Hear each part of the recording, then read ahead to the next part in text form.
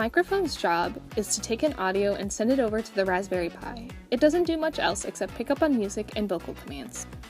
The Raspberry Pi is a little computer that doesn't have a monitor, display, keyboard, or mouse. Those have to be attached in order for it to function like a regular computer. It takes the code and makes it into something the lights can understand. Once the code is compiled and running, the lights turn on and do their job. The lights are the output of this entire system. Beginning with the microphone, it'll hear a command, "Show me fire," where the Pi processes it and the lights display what the code says to do. If we take a closer look at the lights, we can see an integrated circuit, an IC, which allows each LED to be coded individually. The breadboard acts like a medium for all the hardware to communicate through. Here we have a different IC and a bunch of wire connections. The IC takes in 3.3 volts from the battery pack and adjusts it to 5 volts, which is the recommended voltage for the lights. The Pi and the lights are both connected to the IC. That's how the Pi is able to tell the lights what to do. The other wires are just making sure all the hardware components are powered.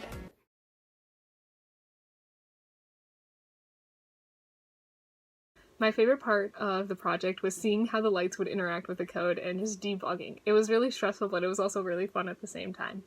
Probably when I figured out this issue we'd been having, where the lights and the audio interfered with each other, since the fix itself was simple, but discovering what the issue was an exciting challenge. Learning about how all the different components work together, because even though it could be challenging at times, it was really, really rewarding when stuff worked out.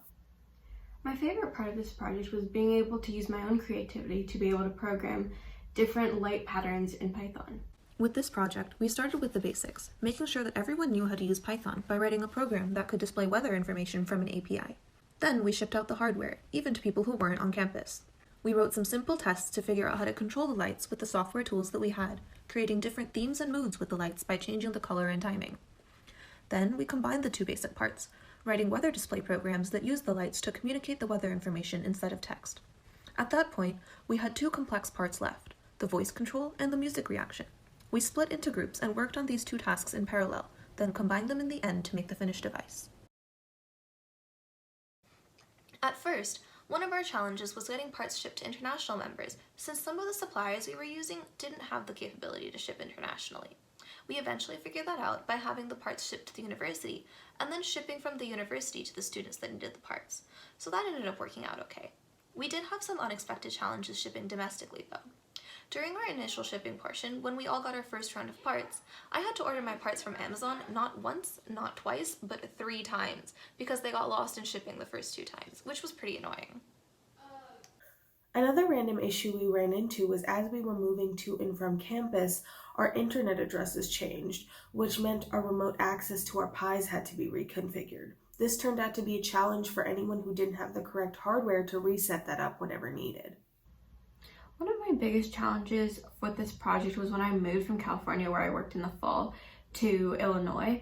The hardware is a bit fragile, and so when I moved over, some of the pieces got disconnected, which ended up being a big problem because I had to figure out what was wrong with it. It just took a really long time. I ended up blowing an outlet. One of my ICs actually broke, and then my microphone was plugged into the wrong USB port. While it did take a while, it was definitely worth being able to fix it and seeing the lights work. One of the issues we ran into early on had to do with the lights and audio systems interfering with each other. What we were noticing is that whenever we used audio commands in conjunction with the lights would suddenly stop working. The reason for this was the LED CircuitPython library, which we were using to control our lights, uses direct memory access to control the PWM output and does some low-level configuration to make this happen. They do this in order to prevent timing issues that result from doing these operations through the CPU. However, on the audio side, even though we're using a USB microphone, the Raspberry Pi by default takes input from its audio jack, also using its PWM hardware. That means that when we try to use audio, it assumes control of the PWM hardware and overwrites the changes the CircuitPython library made. The solution to this actually ended up being fairly simple, but finding the solution was decidedly not. In any case, what we had to do was change the audio configuration so that the default source for audio was USB. This way, it would find our USB microphone without ever messing with the PWM settings.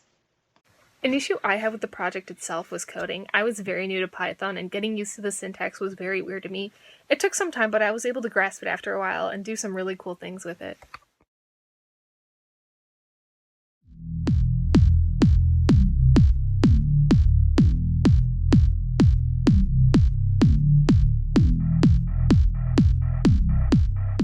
Galaxy lights.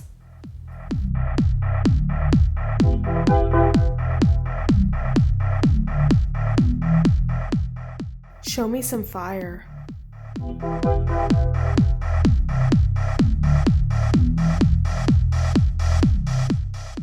Stoplights.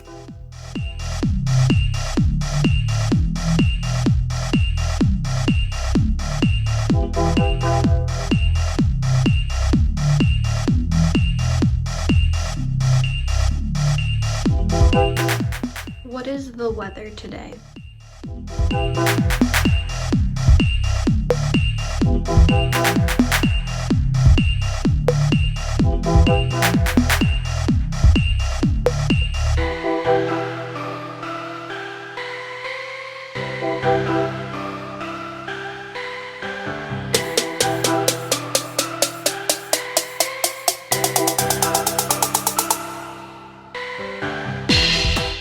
What's the wind speed?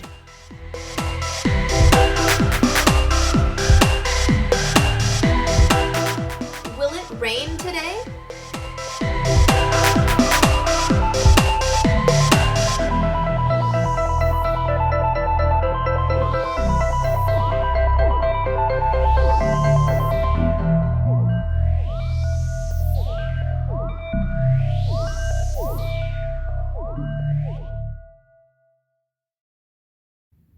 Show me some fireworks.